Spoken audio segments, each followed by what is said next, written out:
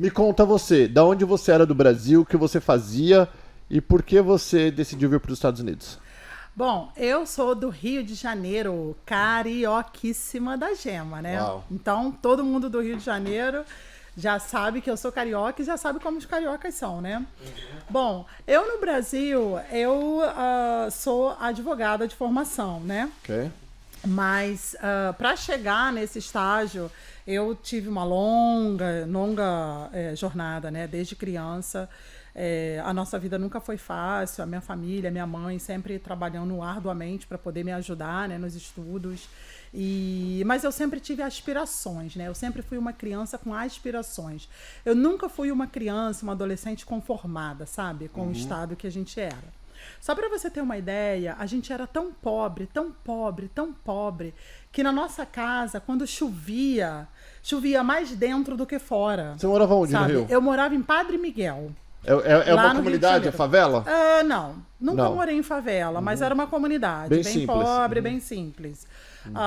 E ali a gente, era eu, minha mãe, meus irmãos, né? E a gente vivia ali. Então eu sempre tive aspirações. E aí a única coisa que eu sabia que eu tinha que me agarrar era com os estudos. Porque a gente já nasce pobre, de uma família pobre, humilde, né? Iletrada, basicamente, né? Só para você ter uma ideia, meu avô era iletrado, minha família tinha pouca instrução, como minha mãe, por exemplo, que terminou a 3ª série primária naquela época, né? As pessoas não estudavam muito, né? Não eram incentivadas. E eu sabia que se eu não me agarrasse aos estudos, eu ia repetir aquele ciclo. E o meu pavor interno era repetir aquele ciclo. E eu não queria, obviamente. Então, eu me agarrei aos estudos, fui crescendo, entrei arduamente para uma faculdade de Direito, lá no Rio de Janeiro, comecei a fazer Direito, me apaixonei pelo Direito e pronto, me formei. Depois que eu fiz o Direito, eu acabei indo para Portugal, estudei em Portugal. Você foi, então deixa eu só voltar um pouquinho. Vem da família pobre. Como que uma menina pobre entra para a faculdade de Direito? Muito estudo, muito esforço, trabalhando Foi para pagar. Foi faculdade de graça ou não? Não, foi faculdade paga. Eu tinha que trabalhar para pagar. Quando eu estava no 2º grau, eu trabalhava na escola, eu treinava na escola para ganhar uma bolsa. Treinava o quê? Eu treinava handball. Ok. Eu era goleira de handball. Eu treinava para ganhar uma bolsa para poder pagar, ajudar minha mãe a pagar os estudos. Minha mãe era costureira, né? Nessa época. E depois que eu terminei o 2º grau, eu não pude entrar para uma faculdade, eu não tinha condições. Acabei casando, tive filho, mas aquele desejo de estudar nunca saía de dentro de mim. E aí, anos depois, trabalhando arduamente, entrei na faculdade, mantive a faculdade. Teve uma época que eu não tinha dinheiro para pagar a faculdade, eu quase tive que largar a faculdade. Uau. Ou seja, perrengues em cima de perrengue. E aí, sempre me atendo aos estudos e pronto. E pensando no futuro, né? Porque eu não queria fazer com que o ciclo da pobreza viesse para mim também e para as pessoas do meu futuro, né? Mas eu nunca pensei em vir para os Estados Unidos, né? Eu sempre pensei em morar fora, porque eu tinha aspirações, principalmente estudar, quando eu fui para Portugal. Mas eu nunca pensei em morar nos Estados Unidos, assim, era uma coisa que estava fora da minha... dos meus ideais. Eu já tinha morado em Portugal, isso eu já estou lá na frente, né? Já tinha filho, já tinha morado em Portugal. Fiz a minha inscrição da Ordem dos Advogados em Portugal, abri o escritório, que eu tenho até hoje, e fui crescendo. E aí, quando meu filho começou a ficar adolescente, ele começou com essa ideia de vir estudar nos Estados Unidos, e eu tinha pavor dele vir sozinho nos Estados Unidos. E aí, eu não queria que ele viesse sozinho, então eu já comecei meio que me antenar. Nessa época, eu já estava separada do pai dele e eu já tinha um 3º relacionamento, que era com o companheiro que eu tinha. E era um relacionamento assim muito conturbado, a gente brigava, voltava. E numa das vezes que a gente brigou e voltou, ele virou para mim e disse assim, eu nunca vou esquecer isso. Ele virou para mim e disse assim, né, você tem 46 anos, ninguém vai te querer, é por isso que você tá comigo. Paulo, quando ele falou aquilo, pronto, aquilo subiu na minha cabeça. Você estava no Brasil ou não? Eu estava no Brasil, no Rio de Janeiro. E eu não tinha aspiração de vir para os Estados Unidos, nenhuma. E aí, quando ele falou aquilo, eu falei, oi? o como é que é? Pronto, aquilo já abriu, já me acendeu. Não é uma vingança, mas eu já fiquei com aquilo, com aquela pulga atrás da orelha e com raiva daquilo que ele falou. E aquilo ficou na minha cabeça e passou. Aí passou e eu fui renovar o meu visto para vir para os Estados Unidos, porque o meu visto eu tinha visto desde 98. Aí, quando eu fui renovar meu visto, foi uma das experiências que eu acho muito importante falar aqui também, para as pessoas que estão ouvindo. Eu cheguei para renovar meu visto, só que nessa época eu tinha esquecido o meu passaporte em Portugal e o meu visto já tinha caducado. Quando eu cheguei lá para renovar meu visto, eu acho que na época no DS-160 eu fui preencher sozinha, eu acho que eu coloquei uma incongruência de endereços, eu acho que eu coloquei um pouco meu endereço de Portugal e no outro lado eu coloquei meu endereço do Rio. Quando eu cheguei no balcão, eu era segunda, eu agendei para 7 horas da manhã, presta atenção. Falei, bom, vou agendar de manhã, o cara tá de bom humor, acabou de chegar, não tá cansado e tal. Tinha um rapaz na minha frente que em um segundo ele negou. Ele não quis nem ouvir o rapaz. E o rapaz estava muito bem vestido e tal. Quando chegou na minha frente, quando chegou na minha vez, tinham, tipo assim, 300 pessoas na fila atrás de mim. Quando eu cheguei no balcão, ele disse assim, por que onde está seu passaporte? Ele já foi um pouco, já estava áspero. Falei, olha, meu passaporte está em Portugal, eu esqueci lá. Mas por que você não trouxe seu passaporte? Falei, não, eu esqueci lá em Portugal. Ele, por que você colocou o endereço errado? Eu falei, por que você diz que você mora no Brasil e você mora em Portugal? Eu falei, olha, desculpa, eu estou um pouco confusa, mas eu não sei, eu preenchi errado. Não minta pra mim! Ele levantou, eu juro por Deus, por tudo quanto é mais sagrado. Ele fez assim, ó.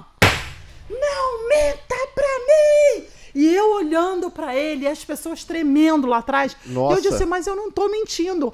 E nessa época, eu ainda falava muito a portuguesa, sabe? Então eu disse assim, percebe? Eu não tô mentindo, percebe?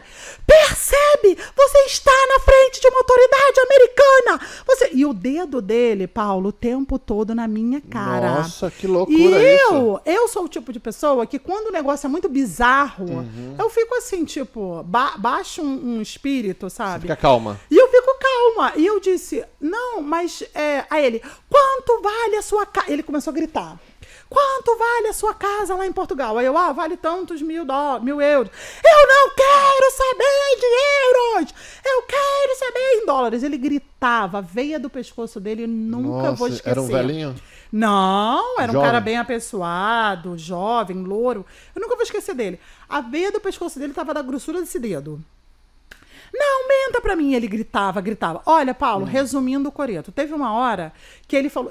E detalhe, nesse dia, eu tinha juntado a minha carteira da ordem, a minha do Portugal, a minha carteira da ordem do Brasil, meus cartões de crédito, tudo original. E tinha colocado numa bolsinha, só que essa bolsinha eu deixei em casa. E eu levei só cópia. Ele, cadê o original disso? Cadê o original daquilo? E eu falei, não tenho.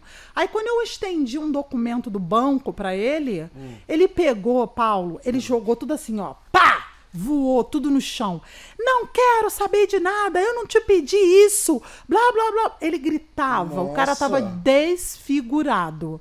Todo mundo na fila já pensou assim, coitada dessa daí. E teve uma hora que eu falei assim, quer saber? Ele não vai me dar mesmo? Dane-se. Fiquei de boa. Mas peraí, como que você vai tirar sem passaporte? Porque você não tinha nenhum do Brasil, nada? Eu tinha do Brasil, mas o passaporte que tinha o visto vencido. O primeiro visto vencido, eu tinha deixado na minha casa de Portugal. Entendi. Só que ele já tinha o meu histórico, porque eu já tinha entrado e saído algumas vezes aqui, desde 98, quando eu entrei da primeira vez.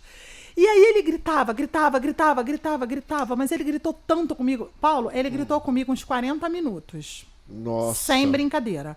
Quando ele acabou de gritar comigo, ele virou e fez assim, abaixou a cabeça e falou assim, tá, vai ali pagar. Eu olhei, pensei assim, gente, esse homem é louco, né? Vai ali pagar. Pronto, fui lá, paguei. Quando eu voltei pra cabine, ele falou assim, vai ali, paga e volta aqui. Aí eu falei, tá bom, fui lá, paguei, na época a gente pagava lá mesmo, né, a guia. Fui lá, paguei e voltei. Tinha uma moça na minha frente que era secretária da Petrobras, muito bem afeiçoada também.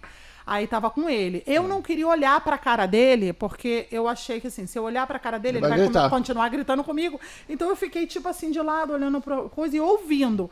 E ela assim, ele, você faz o quê? Ela falou assim, olha, eu sou secretária da Petrobras, da diretoria, tal. Ele, você vai pra onde? Eu vou passear na diretoria. Quem pagou seu bilhete? Foi minha avó, tal. Não, você não vai. Pá.